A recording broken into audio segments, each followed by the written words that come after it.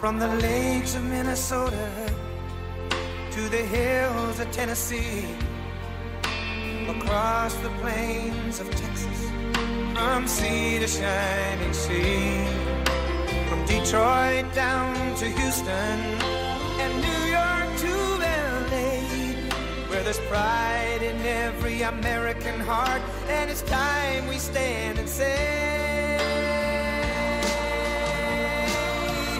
that I'm proud to be an American, where at least I know I'm free, and I won't forget the men who died, who gave that right to me, and I gladly stand up next to you and defend her still today, 'cause there ain't no doubt I love this land. God bless the USA.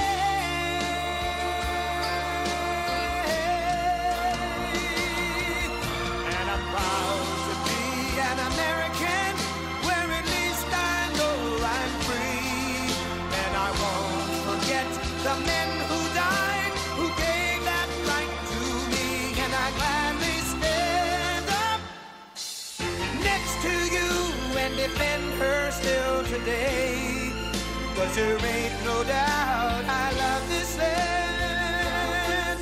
God bless the USA.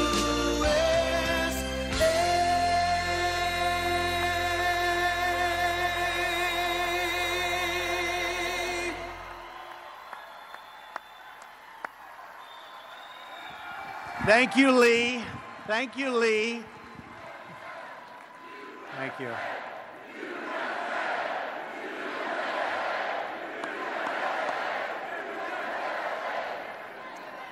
And thank you also to Commander Harmon.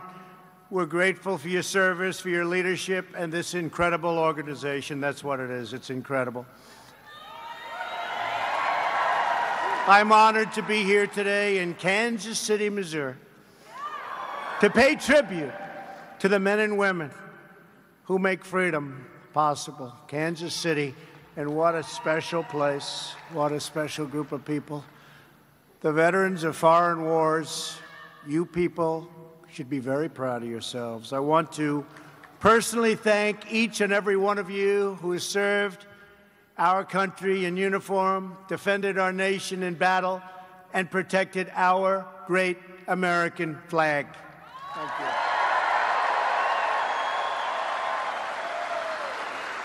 I also want to recognize a great Kansas City legend who I met today at the plane, somebody that I've been a fan of for a long time, a member of the Baseball Hall of Fame, George Brett of the Kansas City Royals. Where's George? He's around here someplace.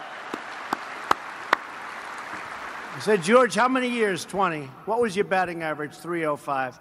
I said, that's pretty good. 305 for 20 years. Special guy.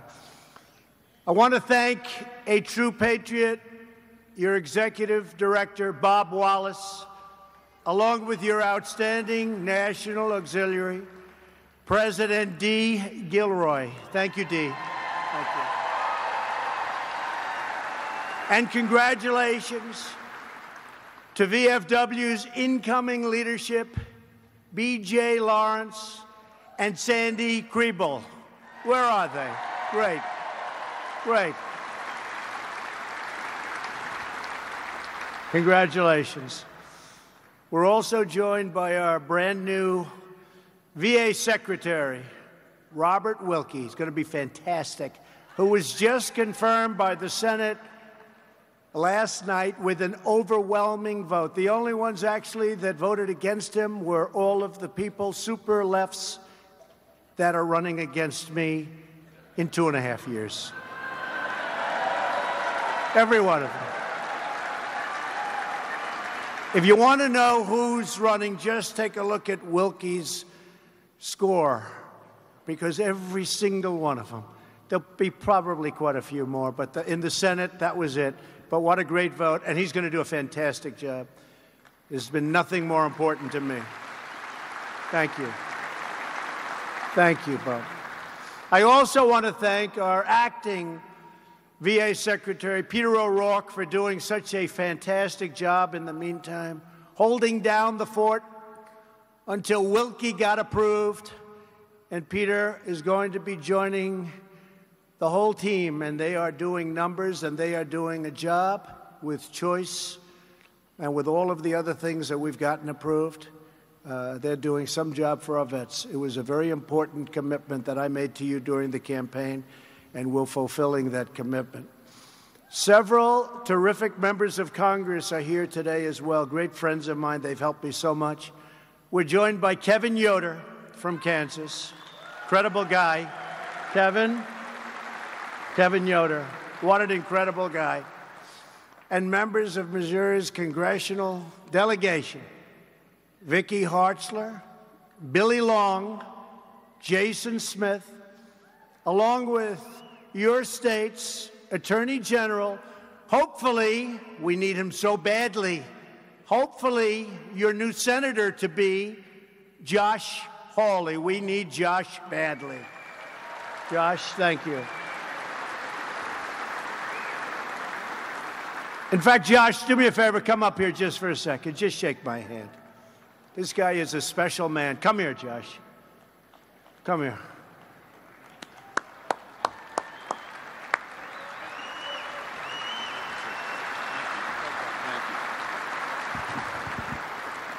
Well, it's an incredible honor to be here today. Thanks to all of you for your service and what you mean to this country. But how about the leadership of President Donald Trump? What do you think?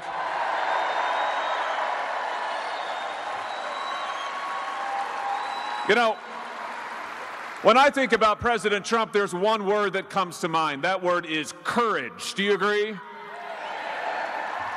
How many people over the years have said that they'll do this or they'll do that, but there's one guy who had the guts to actually fulfill his promises, the guts to move our embassy to Jerusalem, the guts to actually stand up against our enemies overseas, the guts to put conservatives on the Supreme Court of the United States, and that's Donald Trump.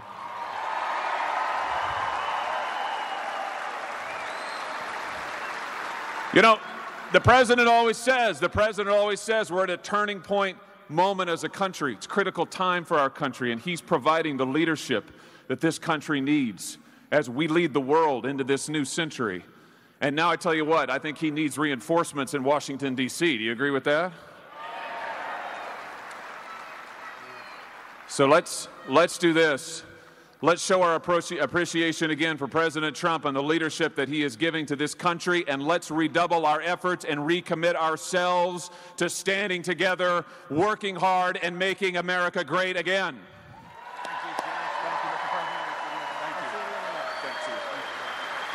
Wow. Goodbye, folks. That was great. What a great young man.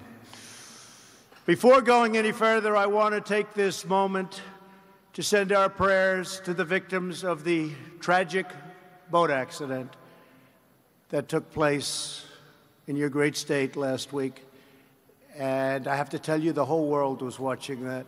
We lost 17 beautiful souls, including 9 members of one family, and babies for whom life was just beginning. Their lives were cut short, but they and their loved ones will never, ever be forgotten. A tragedy. We will hold their memory close to our hearts. I want to thank your governor, Mike Parson, a friend of mine, a great person, for his leadership during this terrible tragedy, along with the Coast Guard and all of the first responders who were incredible. Thank you very much. Thank you.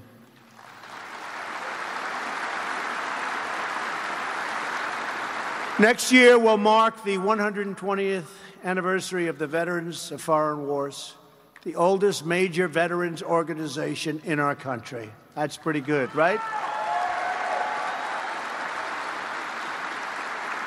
For more than a century, the VFW has represented American heroes who promoted American values, and they did so with honor.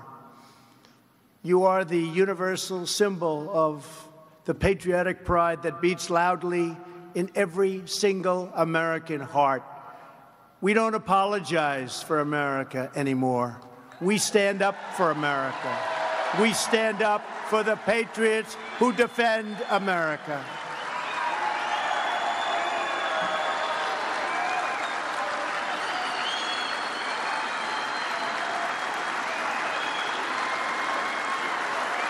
And we stand up for our national anthem.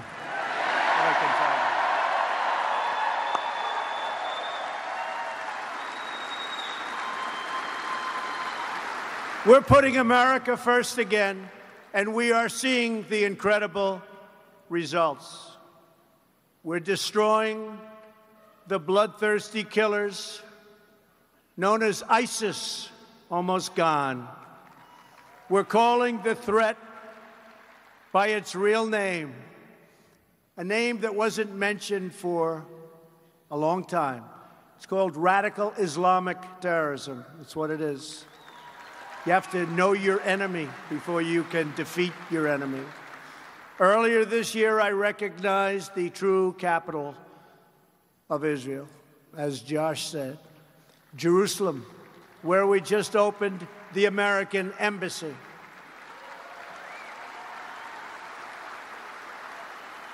They thought it would never be named, and after it was named, they thought it would never get built. And I built it within 4 months. How about that one? You know that story. 4 months. They came to my office. They had a document to be signed, $1 billion for the embassy. I said, $1 billion? They didn't have a site. They didn't know anything. And our great ambassador to Israel called, David Friedman, who's a very successful lawyer in New York City, one of the most. And he said, you know, we could do it a lot faster. We have a great site. We have a building already on the site. We could renovate the building quickly, and we could open the embassy if you'd like to do that, sir. I said, how much would it cost? He said, $150,000. I said, what? What? He said, I think we can do it in 4 months. So we're talking about $1 billion, maybe in 20 years, maybe never, probably never happens, right? We know what goes on. Besides that, I'd rather build ships or I'd rather build something else if we can save the money. If we can save that money, let's use it wisely. So I said, David, let's not do 150. Let's do how about 400,000 and make it nicer. And it's beautiful. It just opened, and it is beautiful. So we're many years ahead of schedule. And I understand, frankly, every president for the last many presidents has said, we're going to open our embassy in Jerusalem. And then they never did it. They all failed. They never did it.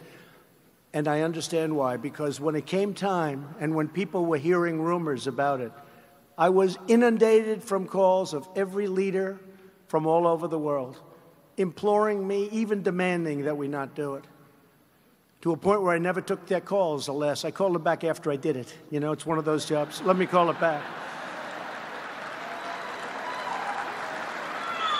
I was getting calls from kings and presidents and dictators. I was getting a call from everyone. And when I knew what it was about, I'd say, tell them I'll call them next week. Then I called them and I said, oh, I didn't know you felt that way. Well, it's too late. I told them. But I understand why they didn't do it, because there was tremendous pressure. We did it. We're proud of it. It's there. Enjoy it.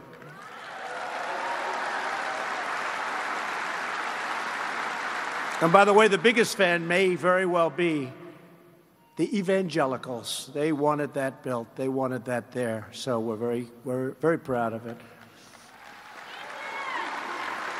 We've removed unnecessary restraints on our warfighters in Afghanistan. Those who risk their life and limb for our country, they deserve rules of engagement that give them the best opportunity to finally defeat the enemy.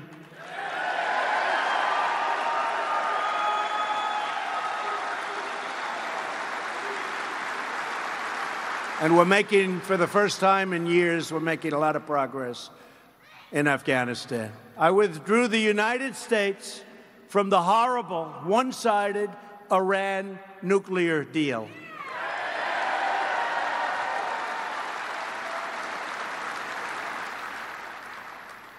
And Iran is not the same country anymore. That I can say. And we'll see what happens. But we're ready to make a real deal, not the deal that was done by the previous administration, which was a disaster. We're also pursuing the denuclearization of North Korea and a new future of prosperity, security, and peace on the Korean Peninsula and all of Asia. New images just today show that North Korea has begun the process of dismantling a key missile site, and we appreciate that. We had a fantastic meeting with Chairman Kim, and it seems to be going very well.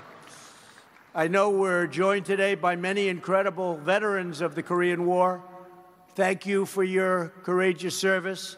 As you may know, we're also working to bring back the remains of your brothers in arms who gave their lives in Korea, and I hope that very soon these fallen warriors will begin coming home to lay at rest in American soil. That's starting the process.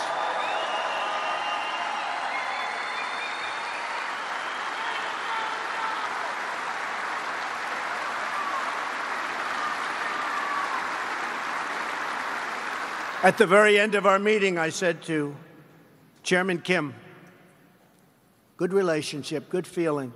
I said, I would really appreciate if you could do that. He said, it will be done. So I was very happy, and I think that process is starting fairly soon, we hope. Because we believe in no American left behind. We believe in that, right? No American left behind. I want to thank the VFW for your devotion to our fallen heroes, unknown soldiers, prisoners of war, and those missing in action and their families. No one better understands the horrors of war than the people in this room. It is the warrior who bears the scars of battle and who prays most fervently for peace. That is why we remember George Washington's advice that the best way to preserve the peace is to be prepared for war.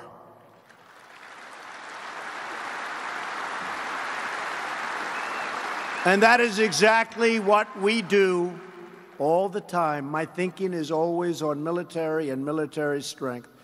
That is why I'm proud to report that we are now undertaking the greatest rebuilding of our United States military in its history. We have secured $700 billion for defense this year and $716 billion next year, approved. We're ordering 147 new F-35 Lightning fighters. This is an incredible plane. It's stealth. You can't see it. So when I talk to even people from the other side, they're trying to order our plane. They like the fact that you can't see it. I said, how would it do in battle with your plane? They say, well, we have one problem. We can't see your plane. That's a big problem. Stealth, super stealth, the best in the world. We make the best military equipment in the world. Also, remember this, jobs. We're ordering 239 Apache and Black Hawk helicopters. You know what they are. They're incredible. 19 major naval vessels and nearly 8,000 Humvees. And these will be Humvees that are used by our great soldiers, not handed out to everybody like you've been reading about in the past. All made right here in the USA. And we're adding nearly 30,000 new soldiers, sailors, airmen, and Marines. And I've directed the Pentagon to begin the process of creating the 6th branch of our military. It's called the Space force.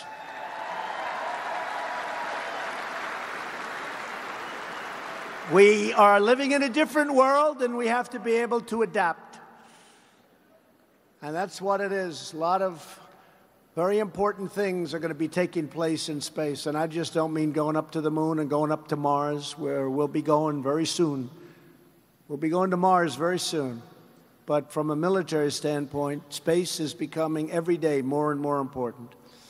I'm also thrilled to say that we have secured for our military service members and their families the largest, you don't really want it, you're too patriotic for this, the largest pay raise in almost a decade.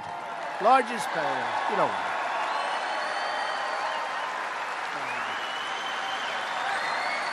it. You don't want it.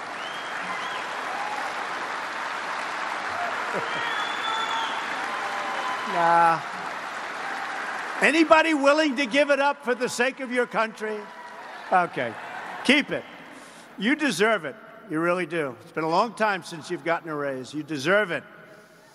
My administration is committed to ensuring that our warfighters have the tools, the resources, the firepower that they need to defeat our enemies with overwhelming force.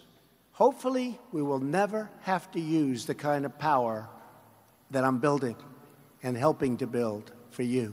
Hopefully, people will look at us and they'll say, let's pass. Let's pass.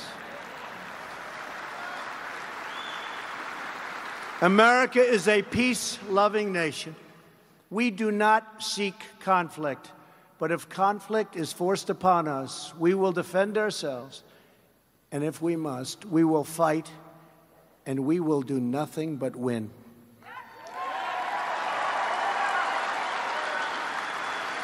As the great General MacArthur once said, in war, there is no substitute for victory. Victory. We're also committed to ensuring that when our warriors return home as veterans, they receive the best care anywhere on earth.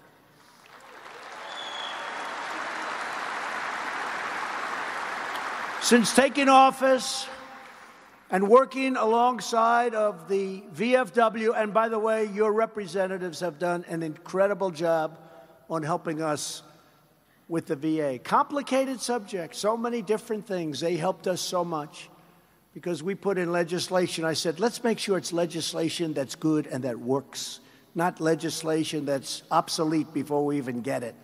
If we're going to fight like hell to get everybody to approve it, let's get approved what's good.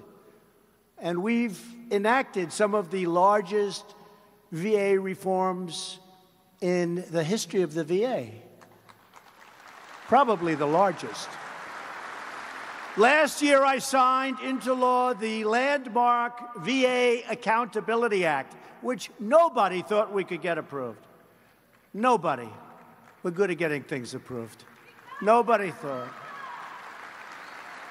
Now, when a bad person, maybe a federal employee in this case, but somebody bad mistreats or neglects or abuses our great veterans in their time of need, we can turn to them, look at them in the eye and say, you're fired, get out, get out.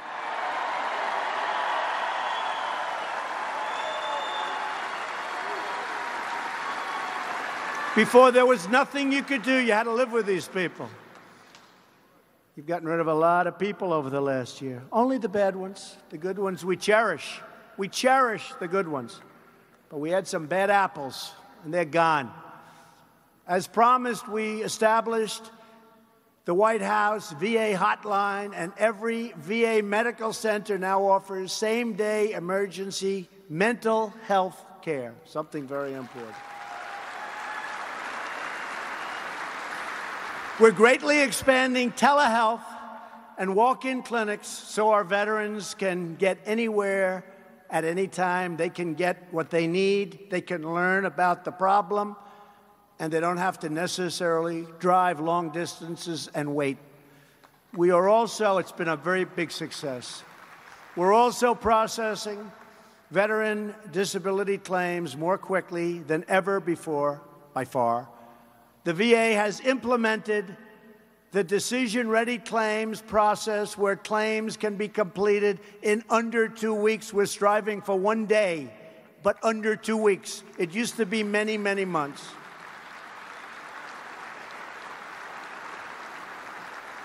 Last year, I signed legislation. It's amazing. I just said last year. It's been a long time already, isn't it? Huh? That was some campaign, wasn't it?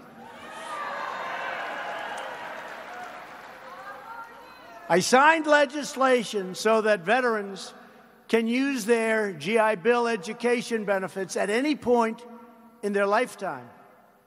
It's a big difference. They never expire, so vets can get the education they need when it is right for them. And with the VFW's tremendous help, we passed Veterans' Choice, the biggest thing ever. The biggest thing. That's got to be the biggest improvement you can have. So now, if you can't get treatment that you need in a timely manner, people used to wait 2 weeks, 3 weeks, 8 weeks. They couldn't get to a doctor. You will have the right to see a private doctor immediately, and we will pay for it. And you know what? It's very, very cost effective.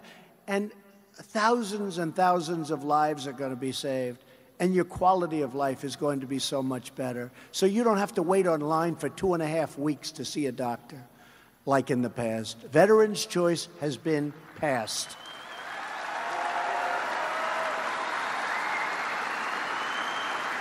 And my administration also understands that we cannot be a safe country if we are not a prosperous country. We have to think of ourselves. You have to see these trade deals I'm working on. They're a disaster.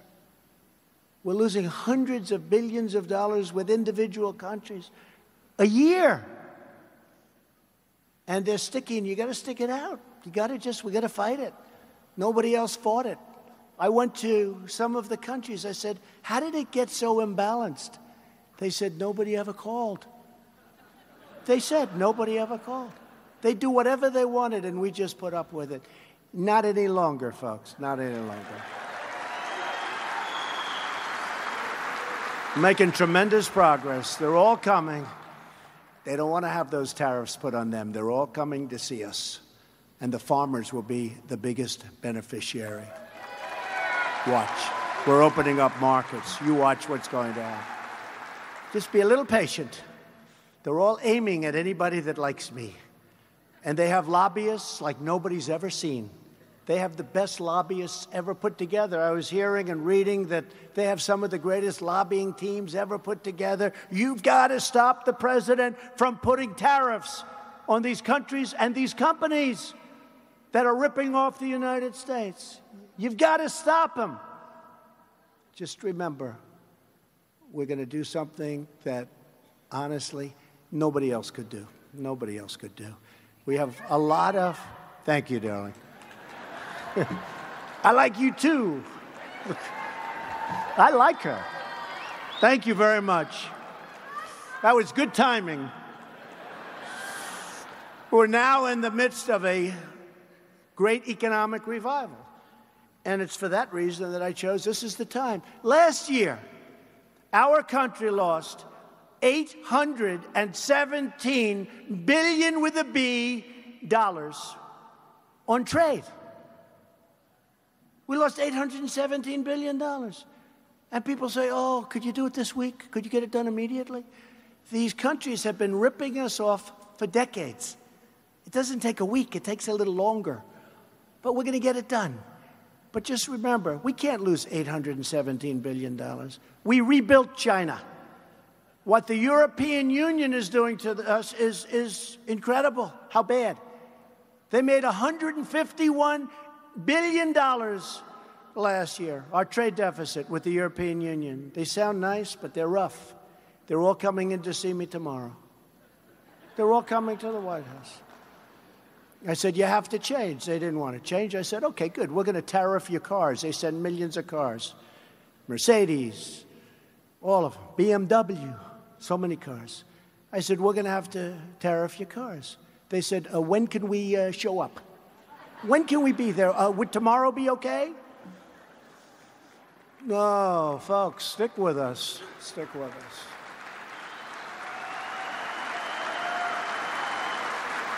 Amazing.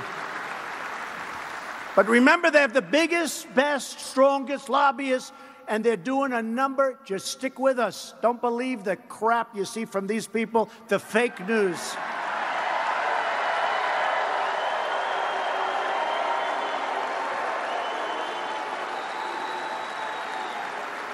I mean, I saw a piece on NBC today. NBC, not just CNN. CNN's the worst, but I saw a piece on NBC. It was heart-throbbing. They were interviewing people. They probably go through 20, and then they pick the one that sounds like the worst. But they went through a group of people. In fact, I wanted to say, I got to do something about this Trump. Terrible. And that piece was done by the lobbyists and by the people that they hire. It was a total setup. This country is doing better than it's ever done before economically. This is the time to take off the ripoff of tariff. We have to do it. You know, other countries have tariffs on us. So when I say, well, I'm going to put tariffs on them, they all start screaming, he's using tariffs. China charges us, when we make a car, 25% tariff. We charge them 2.5%. Other than that, it's a fair deal. Okay? Similar things with other countries, like the European Union. They're a big abuser. But it's all working out. And just remember, what you're seeing and what you're reading is not what's happening. And I'll tell you, I have so many people that are so in favor, because we have to make our country truly great again. Remember? Make America Great Again, and then in 2.5 years, it's called Keep America Great. So the way we keep America great is to make at least reasonable, I'm not saying at least reasonable, at least fair trade deals, not stupid trade deals like we've put up with for 25 years. So we're changing it, and we're changing it rapidly.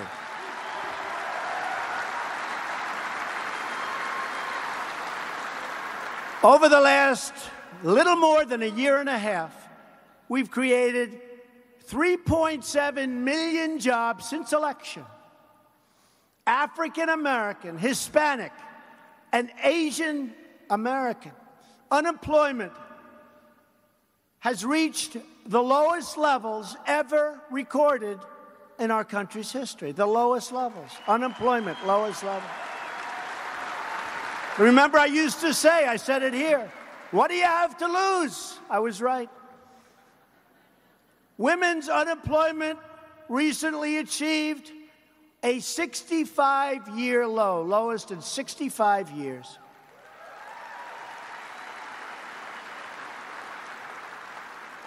You'll like this one.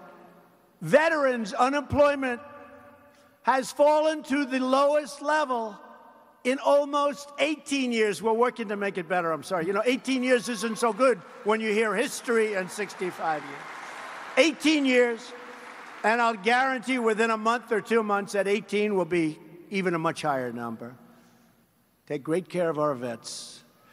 Consumer, business, and manufacturing confidence has reached its all-time highs. Confidence is all-time high. We've cut a record number of job-killing regulations. No president, no matter how long they've been in office, even though we're only here for a short time, has cut anywhere near the regulations. And these are unnecessary. These are waste regulations. It would take 20 years to get approval to build a highway. We're trying to bring it down to 1 year. We have it down to about 2. We're trying to get it down to 1. And if it doesn't work, or if it's environmentally unsound, or there's something wrong, we're not going to approve it. But we're not going to take a process 20, 21 years and then raise your hand that it's not approved. We'll let you know in a period of a year or maybe 2. Right now it's at 2. We're trying to bring it down to 1. We passed the biggest tax cuts and reforms in American history, biggest in history.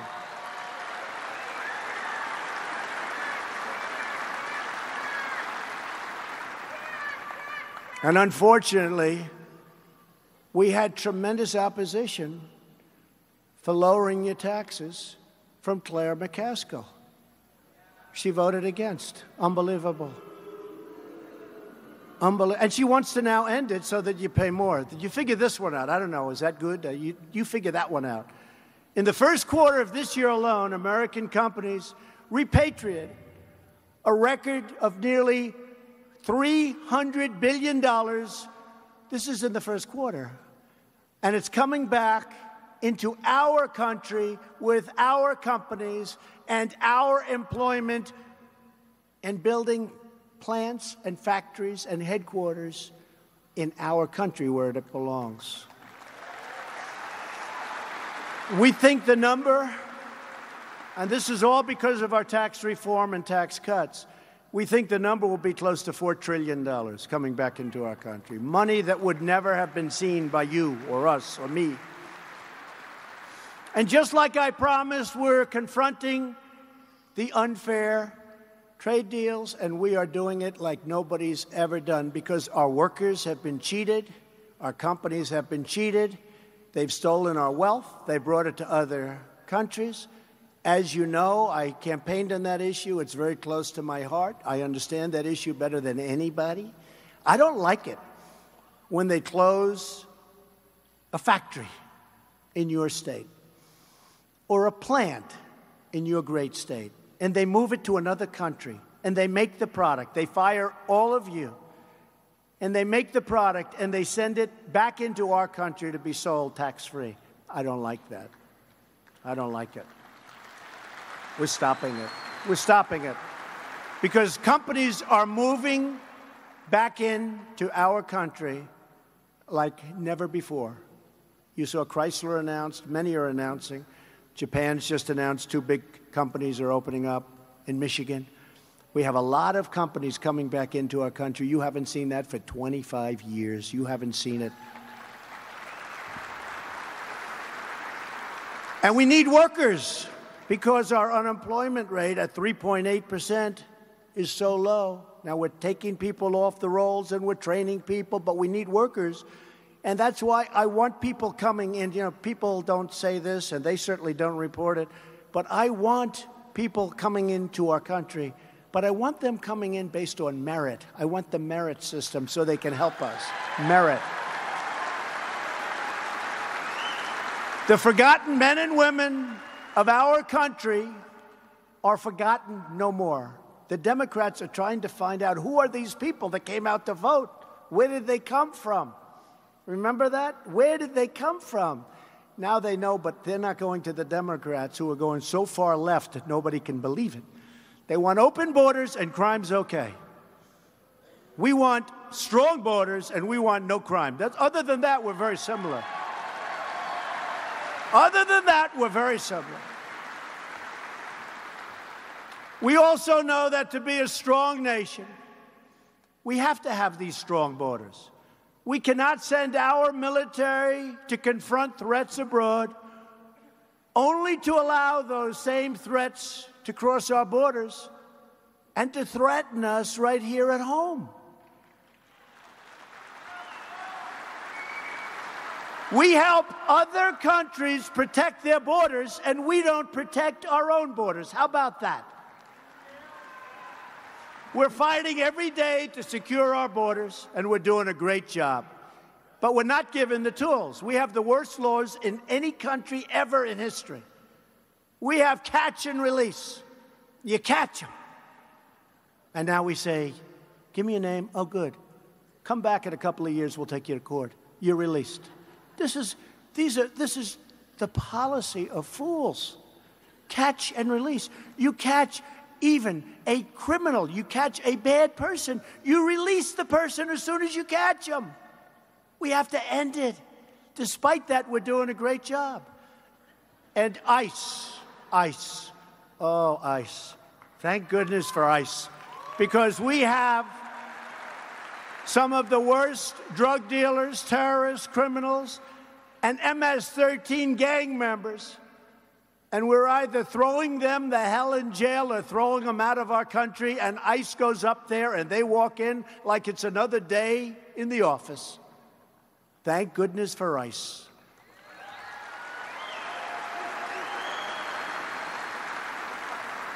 The Democrats want to abandon ICE. They want to end ICE. They're too strong. I saw one of the people they're too strong. They're too strong. I think MS-13 is strong, too. The only thing they understand is strength. They don't understand anything but strength. And ICE is tough and smart, and they track them down, and they stop tremendous amounts of crime.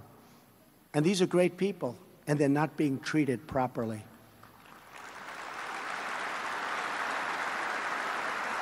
And the fact is, instead of supporting our ICE officers, many of these Democrat politicians who are really disciples of a very low IQ person, Maxine Waters, and perhaps even worse, Nancy Pelosi,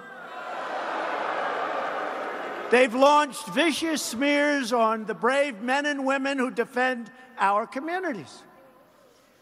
ICE officers work in dangerous conditions to protect our communities. And more than a third of ICE officers happen to be veterans themselves. About a third. But Democratic politicians want to abolish ICE. They want to see open borders. Can you imagine? You know, every once in a while you'll hear something, and usually you understand, like in deal making, you always have to understand the other side. When you hear open borders, when you hear get rid of ICE, when you hear some of the things that they're proposing, it's like you can't even understand it. Can you imagine? Open borders, you'd have millions of people pouring into our country. Millions and millions of people. Many people that you don't want in our country. But you would have millions of people pouring into our country. The crime would be unbelievable. And they want to get rid of the crime fighter on top of everything else. Open the border and get rid of your crime fighters. You don't understand it. Nobody understands it. But I hope they keep it up, because we're going to have a lot of fun in 4 months, and we're going to have a lot of fun in 2020 running against that. My administration will always stand proudly with the heroes of ICE and Border Patrol. They are heroes. And I want them to know that we thank them. The veterans of foreign wars understand better than anyone the importance of honoring those who put service to their fellow citizens before they put service to themselves. That's both at home and abroad.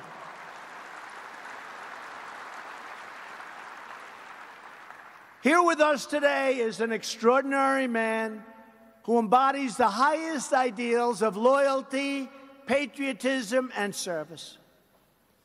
He is a World War II veteran from the great state of Pennsylvania. That's another one we won. We won you guys by 20 points, of course. I'm not going to bring that up. I'm not going to tell that to George Brett. 20 points. Many of you know him well. He's a lifetime member of the VFW. Sergeant Alan Jones. Where's Alan? Where's Alan? Sergeant.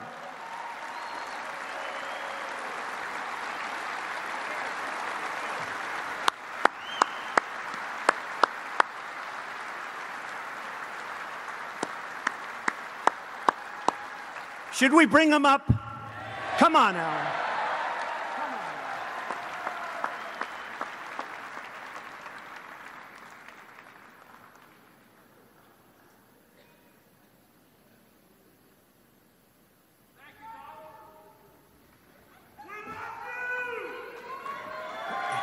He's only 94, and the Secret Service made him walk about 100 yards out of his way, but that's okay. That's okay.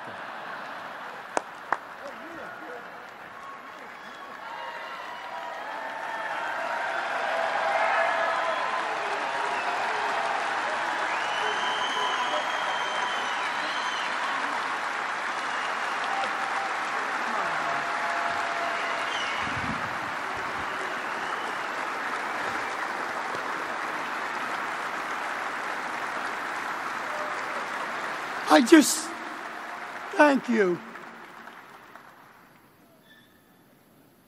This is one of the highlights of this 94-year-old man. I just want to tell you a few things, may I, yes. Mr. President? I've got time. I had 4 brothers serve in World War II. My oldest brother was lost off the coast of Italy. Many times I just wished that he could come back to the land of free and the home of brave again.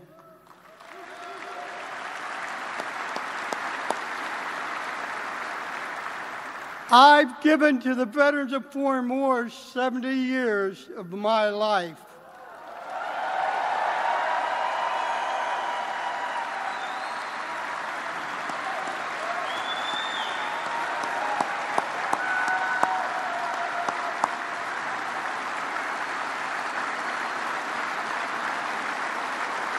Thank you. My wife's with me today, but she's not here. She's not feeling well.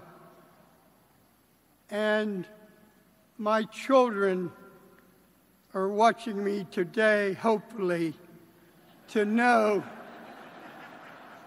that their dad got to stand beside the President of the United States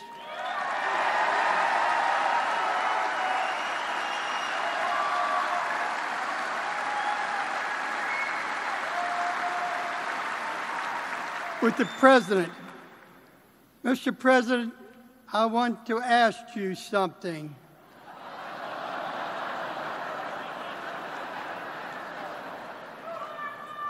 I've been told that I could never enter the Oval Office in Washington, D.C. I'm going to be 95 years of age, April 11th of next year. Hopefully, that you will allow me to bring my family into the Oval Office to meet you. Anytime you like.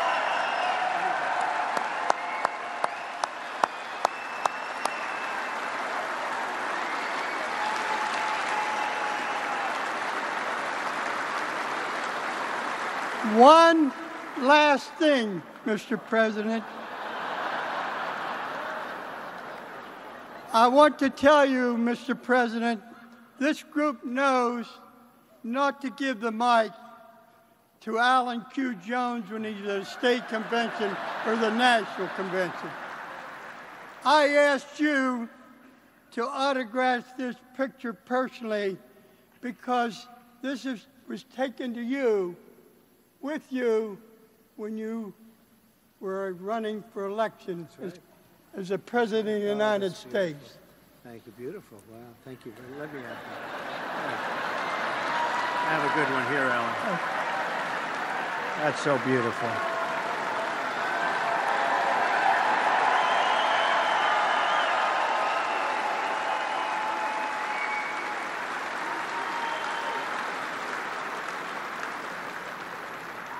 I'm going to say up there. Okay, here, I'm going to do this. You got it. Thank you, Alan. Thank you, man. God bless you, Mr. President, and I wish you well in the future. Thank you, dear President.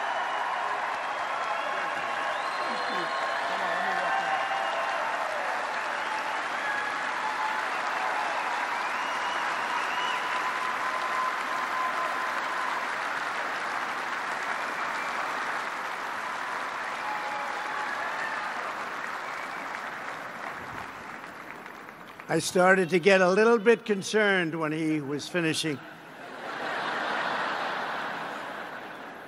Well, this is a president that will have you in the Oval Office, so all of my people back there, they're working it out already, okay? With honor.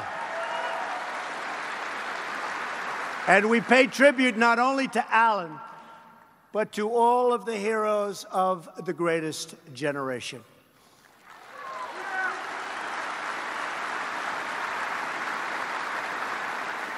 And I'd like to take this moment to recognize every World War II veteran in the audience today. Each of you is a national treasure. It's true.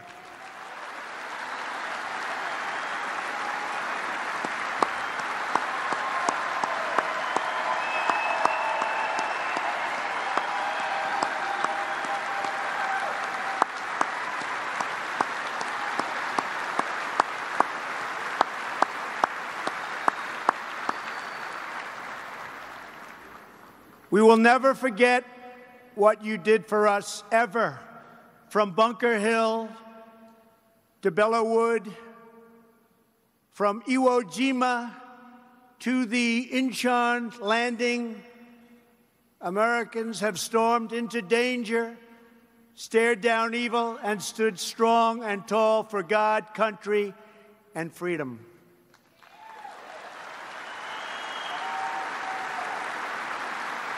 Anytime we see an American in uniform, from the Army, Navy, Marines, Air Force, or Coast Guard, our hearts swell with pride. And anywhere those uniforms appear, our enemies tremble with fear because they know there is no greater force for peace and justice than the United States military.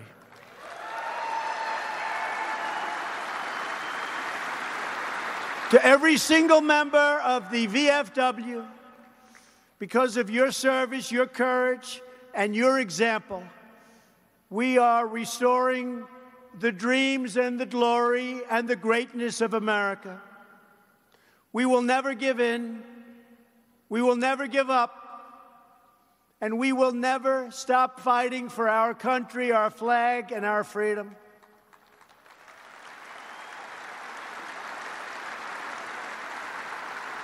Together, we will keep on fighting, and we will keep on winning as one people, one family, and one nation under God. Thank you. God bless you. God bless our veterans, and God bless the United States of America. Thank you very much.